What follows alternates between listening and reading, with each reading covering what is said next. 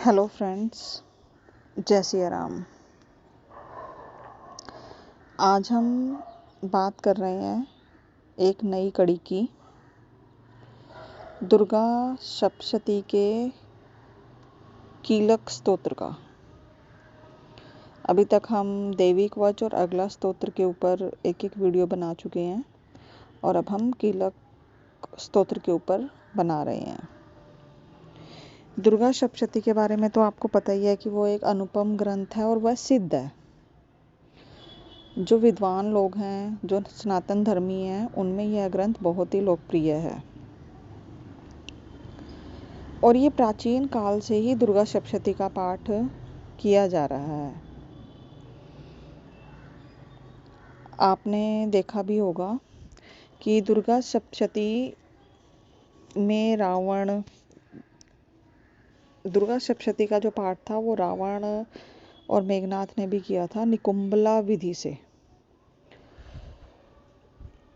दुर्गा सप्तशती का जो प्रत्येक मंत्र है वो शत्रु बाधा का नाश करता है।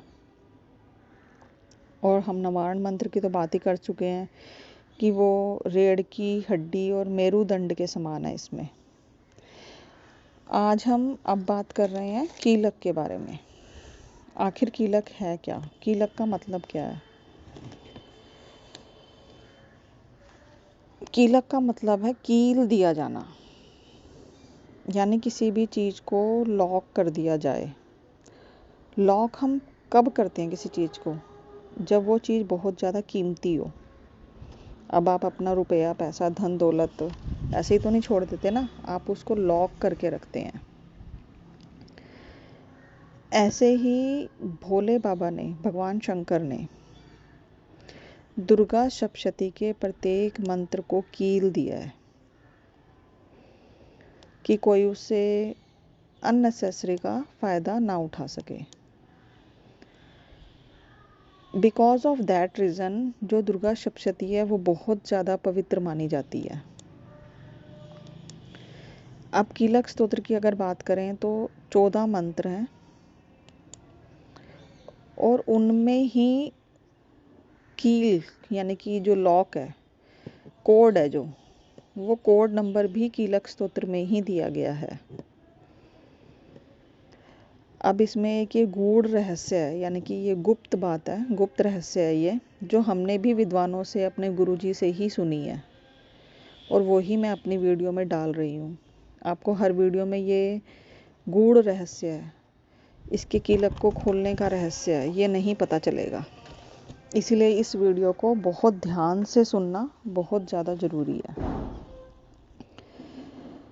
कीलक स्तोत्र के जो 7वां और 8वां श्लोक है वो ही इसका कोड है। अगर कोई कृष्ण पक्ष, पंचांग देखिए पहले तो, पंचांग में 2 पक्ष होते हैं, शुक्ल पक्ष और कृष्ण पक्ष। जितने भी अध्यात्म को जानते हैं या सनातन धर्मी है, एटलीस्ट उनको इतना तो पता ही होगा। तो कृष्ण पक्ष की चतुर्दशी या कृष्ण पक्ष की अष्टमी को जो भी भाव रखकर, ये भाव रखकर कि हम सब कुछ अपनी मैया रानी को समर्पित करते हैं, चाहे वो हमारा रुपया पैसा है, चाहे वो धन दौलत है, चाहे वो पुत्र है, पत्नी है, पति है, कुछ भी है, यह सब कुछ हम माता का प्रसाद समझकर ही ग्रहण करेंगे। यानी कि पहले हम ये सब चीज़ें माता रानी को समर्पित कर रहे हैं कि माता रानी जी, आपकी कृपा से ही हमें ये सब कुछ मिला है, और उसके बाद फिर हम उसे ग्रहण करते हैं। तो ये कीलक स्तोत्र असंभव को भी, हर कार्य को जो असंभव दिखता है उसको भी संभव करने की शक्ति रखता है। जो इसमें ददाती प्रतिग्रहणाति वर्ड है कि मैं आप सबको, माता रानी, मैं आपको सब कुछ देकर उसको दोबारा ग्रहण कर रहा हूँ, यह ही इसका आधार है। अगर आपके पास बहुत ज़्यादा पैसा होगा या आपके बच्चे बहुत अच्छे होंगे तो आपको कहीं ना कहीं घमंड आ जाएगा कि ये तो मेरा है। माता ने वही घमंड को दूर करने के लिए बोला है कि पहले आप मुझे सब कुछ समर्पित कर दो, और फिर जब आप इसे ग्रहण करेंगे तो नो डाउट ये सब चीज़ें आपकी लाइफ में एक अभूतपूर्व परिवर्तन लेके आएंगी। एक ऐसा परिवर्तन जो कि बहुत पॉजिटिव होगा, और आप इसे खुद देख भी सकते हैं। आप इसे खुद अगर आप सेंसिटिव हैं तो आप इसको फील भी कर सकते हैं, क्योंकि हमारे जीवन में सकारात्मकता का होना बहुत ही ज़रूरी है।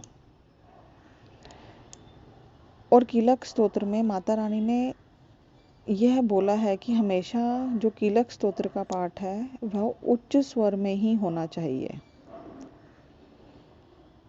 अगर किसी को शत्रुओं की बहुत ज़्यादा बाधा हो रही हो तो भी कीलक स्तोत्र जो है वह अभूतपूर्व जो है परिवर्तन करता है। हमें जो कीलक स्तोत्र है उसका जाप स्वयं ही करना चाहिए, क्योंकि किसी भी तरीके का हमें भय नहीं करना चाहिए, वहम में नहीं पड़ना चाहिए। क्योंकि जब हम भय या वहम करते हैं ना तो हमारे हिंदू धर्म के पिछड़ने का, टूटने का, हमारे बच्चों का आज हिंदू धर्म से मुख मोड़ने का एक मेन कारण ये है कि हमारे को भय बहुत ज़्यादा दे दिया गया है। उस भय को हमें दूर करना है। अगर एक माता है, जो पेरेंट्स होते हैं, चाहे वो फादर है चाहे वो मदर है, अगर बच्चे मदर को कुछ बताते हैं तो क्या माता उनको दुख देगी? वो सॉर्ट आउट ही करेगी ना उनकी प्रॉब्लम का। पता नहीं किसने और कैसे इन हमारे ग्रंथों को इतना ज़्यादा दिखा दिया है कि नहीं, अगर आप ऐसे करोगे तो ऐसा हो जाएगा, ऐसा हो जाएगा। ऐसा कुछ नहीं है। आप इसका पाठ करो और फिर अपने जीवन में बदलाव देखिएगा, बहुत सकारात्मक परिवर्तन आएगा। चलिए, इसके साथ ही हम इस वीडियो को समाप्त करते हैं। इसको सुनने के लिए आपका बहुत बहुत धन्यवाद। अगर आपको वीडियो पसंद आई है तो आप लाइक करिए, और अगर सब्सक्राइब नहीं किया है तो प्लीज़ सब्सक्राइब कीजिए। धन्यवाद।